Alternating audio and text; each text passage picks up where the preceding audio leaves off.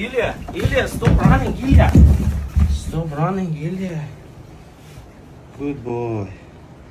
I'll make it quick, no worries.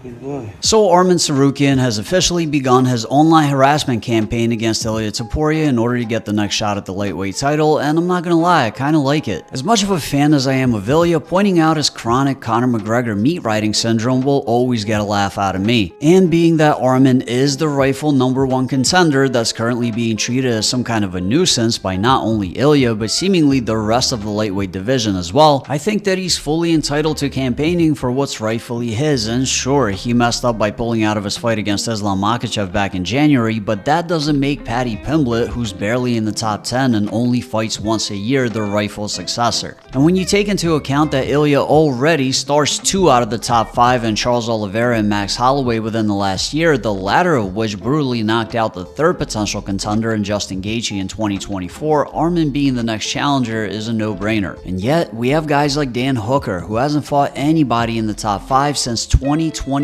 confidently proclaiming that nobody except him will give Arman a chance. I'm the only one that's gonna fight you, you dumb. Like, I don't know what is. I'm not. That's the fight, bro. I'm the only one that's gonna step up and fight the guy.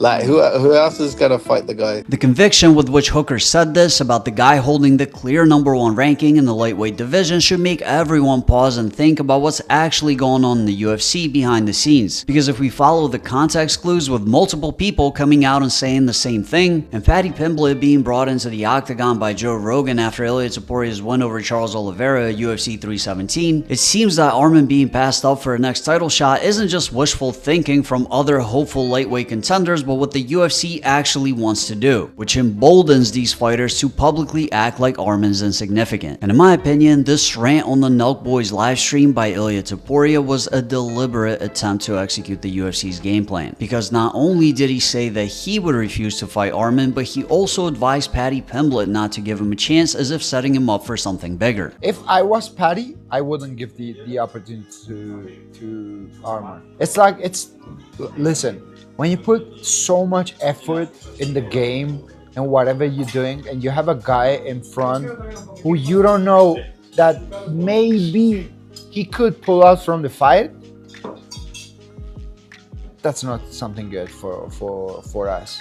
If you really want to fight, it's like, I want to fight with someone that no matter what, he's gonna show up.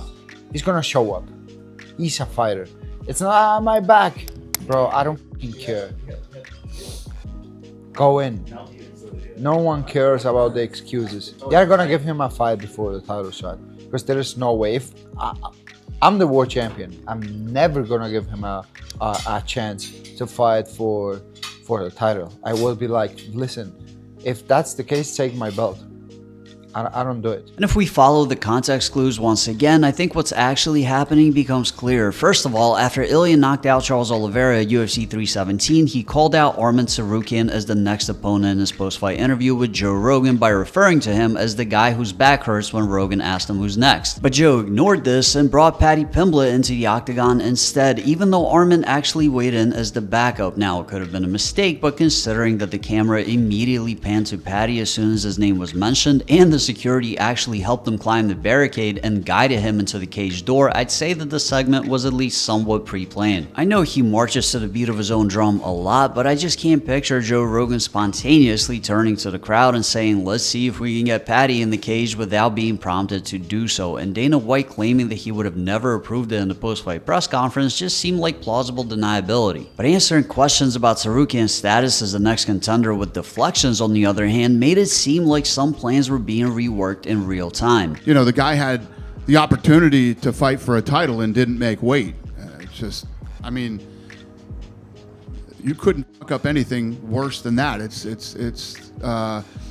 But he proved, you know, now that he's not fighting for the title, he was here as a backup fighter. He made weight, so it's definitely a step in the right direction. Not only didn't Dana confirm that Arman would be next or that Paddy might be taking his spot, he chose that specific moment to tell the media that he didn't make weight for UFC 311 and how big of a deal that actually was, despite the fact that up until that point, back issues have always been the official reason given for his pullout. So either Dana accidentally misspoke or he purposely tried to make it seem like Arman was being justifiably punished in case the company needed to explain their decision of not giving him the title shot in the future. And with Ilia Topuria doing a complete 180 in his stance on Arman being next in line while also propping up Paddy by saying that he shouldn't be giving Arman the opportunity, even though logically speaking that notion is completely ridiculous as Arman is 7 spots ahead of him in the rankings, it stands to reason that Dana said what he said on purpose. And that Ilia had a private conversation with the UFC brass after winning the title where he was clued in on who they wanted to see him defend it against next. And even if Arman really pulled out due to weight issues, his punishment doesn't make sense since many people in this position before were rebooked without a hitch. Take Khabib Nurmagomedov for example, who withdrew from 5 fights in his career, 2 of them for confirmed weight cut related issues. And yet you never saw Dana publicly berate him like he did Arman, and technically speaking, Arman was already punished by being passed over for a title shot once when Charles Oliveira took his spot against Ilia Topuria, so this has nothing to do with his pullout. That's just a convenient excuse to keep him away from the title, and if we look at how the UFC has been operating after the $4.2 billion sale in 2016, this shouldn't come as a surprise at all. Their parent company, TKO Group Holdings, is publicly traded with several large institutional investors, owners, and shareholders, like Vanguard Group, BlackRock, and Morgan Stanley, who hold them accountable in quarterly meetings where revenue increase is the main topic of discussion. And for the UFC, that means churning out pay-per-view superstars and setting up mega fights, which unfortunately comes with the caveat of burying extremely talented fighters that don't make the cut when it comes to marketability, hampering them with champions that they don't want to promote like Merab Dvalishvili and Magomed Ankalaev, while desperately courting people like John Jones in hopes that they give them another big event, and ultimately leading to Dana White staring down the void of despair while answering media questions in the post-fight press conferences. And when it comes to Ilia Topuria specifically, fighting Paddy next kills 2 birds with 1 stone. It gives the UFC a legitimate superstar and a mega fight. Both men are undeniably marketable, albeit for different reasons. Ilia is a destroyer inside of the octagon, while Paddy has a big following due to his look and personality. And because of that, either man can go on to fight Islam Makhachev. So in the eyes of the UFC, it doesn't matter who wins. For Ilia, the Makhachev fight is already huge, but if Paddy manages to beat him, the potential matchup with Islam afterwards will also be huge. And with their previous history and beef, their own fight is easy to sell as well and will undoubtedly become one of the biggest events of the year. And from Ilia's perspective, Paddy is a much easier fight than Arman, and it will also be a lot more financially lucrative while also exposing him to a much larger fan base, so it would be incredibly easy to convince him to go along with the UFC's plans. And Arman is a person that could ruin it all in one fight, not only destroying his aura and future marketability, but also 2 huge fights with it, that the UFC is no doubt relying on in 2026. And this was indirectly confirmed by Umar Nurmagomedov on a Russian podcast where he broke down what happened when the UFC chief business officer Hunter Campbell flew to Dagestan to hold a meeting with Islam Makhachev where he convinced him to drop the lightweight title, telling the host that the UFC wanted Islam as champion at 170 and Ilia as champion at 155 in order to make both divisions more profitable and set up a super fight in the future. Он к исламу прилетел.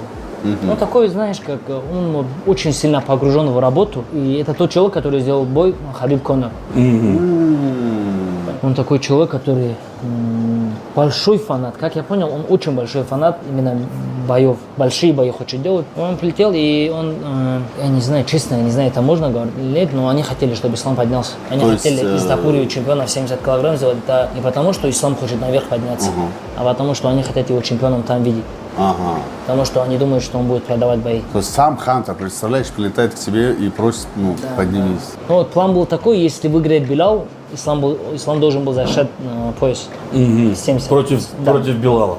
Против Ильи, 70 килограмм. Но сейчас, когда Биляла уже там нету, Ислам 77 поднимется, будет двойным чемпионом, иншаллах. Слушай, то есть не отказываясь Ислам от не того. Ислам не хочет отказываться, он хочет подраться 70. Я так понимаю, Ислам же может тогда, получается, забрать пояс 77, вернуться в свой вес с поясом и стать двойным. В принципе, он же Да. The UFC is currently doing everything in their power to install big names as champions, even when they have to resort to giving undeserved title shots, like in the case of the rematch between Sean O'Malley and Merab Dvalishvili that happened just 3 weeks before Paddy Pimblett was called into the cage by Joe Rogan. And you can see that in how abruptly they stop marketing entire weight classes when the popular guy loses or is no longer a factor, like in the case of Alex Pereira losing to Ankalaev, or John Jones retiring and Tom Aspinall essentially being left out to dry. They probably feel like they just got the lower weight classes back with Muhammad Bilal and Leon Edwards being out of the picture, so a big name in Islam can get a title shot at welterweight, while Ilia got the title at lightweight and Alexander Volkanovski got his title back at featherweight. So having Arman come in and ruin that would be a nightmare, but that doesn't necessarily mean that he won't get a shot next, because there has been a lot of pushback from fans and even fighters. A lot of people are making their voices heard, and if that continues, the UFC might not risk doing something quite that blatant. I mean, the guy's the #1 contender, and to say that you would rather relinquish the belt than fight him is, come on, man. We're getting a little carried away, and we've talked about this before, where these guys in this generation of fighters, when they get to this top position now, are so willing to jump around weight classes and try to deny fighting guys. It's like, that's not how it works, man. If the guy's #1 and the UFC says this is the guy, you're the champ, you're holding that belt, that's who you fight. I mean, it's just, I agree. if you're the best and he's not on your level and all this kind of stuff, then prove it. Just go out there and prove it. I hate that. Personally, I think that with his skill set and the momentum on his side, Ilia will be able to get the job done in impressive fashion. But denying Arman his rightful shot is flat out wrong, because the champion should be the best fighter. So avoiding difficult matchups because of how the wrong result could affect future plans goes against the whole spirit of combat. It makes the sport of MMA closer to pro wrestling, where the outcome is predetermined, than a legitimate competition. And that will definitely affect the future, twisting the UFC into something that no MMA fans want to watch. But that's just my opinion. Let me know what you think in the comments down below. Like the video if you liked it, and if you want to see more videos like this, hit the subscribe button and the notification bell next to it. And if you want to support this channel further, become a member by hitting join if you're on Android or desktop, or the link in the description if you're on iOS. Honestly, it can happen with anybody. If you guys remember 2017 March, it's happened with me too. Then after that I go hospital, make surgery, come back, and I tell UFC, if it was my mistake, give me other best guy. I'm gonna beat this guy and deserve my title shot. It was same thing with me, you know. I just want to wish him all the best. You know, he's young, he's tough, he can come back. He have to survive this situation and come back.